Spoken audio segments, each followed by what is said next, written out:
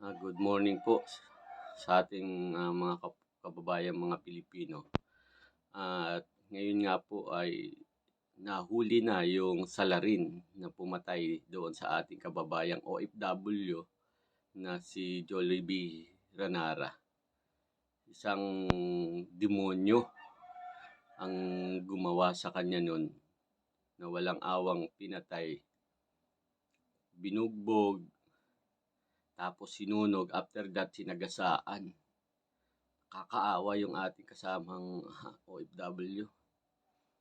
Kaya ako po nakikiramay sa pamilya ni Jollibee.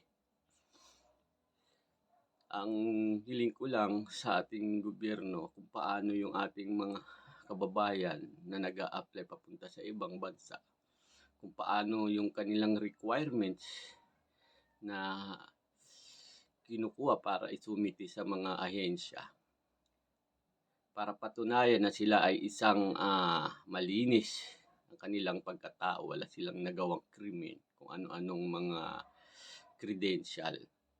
Sana ganun din yung mga employer.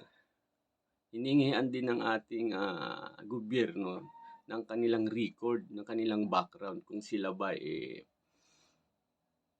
wala ba silang record ng krimen, di ba sila nambubuli sa kanilang mga empleyado. Kasi nababalitaan ko na maraming mga employer na may mga minamaltrato ng mga empleyado. Tapos binibigyan pa ng ahensya ng tao. Dapat hindi ganun.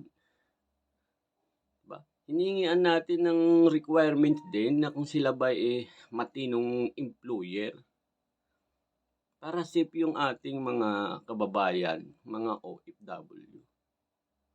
Nakakaawa mga kasama. Di man nila lubos na isip may mga anak yung tao, yung mga ating mga kababayan ng ibang bansa nagsakripisyo, nagmahal ng kanilang mga anak na hindi naman nila anak. Tapos gaganunin yung ating mga kasama. Napakawalang konsensya. Sana ganun yung gawin ng ating gobyerno.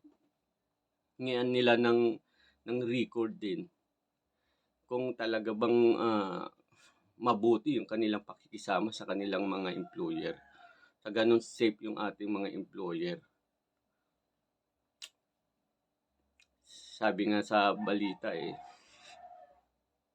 matagal na palang nagsusumbong yung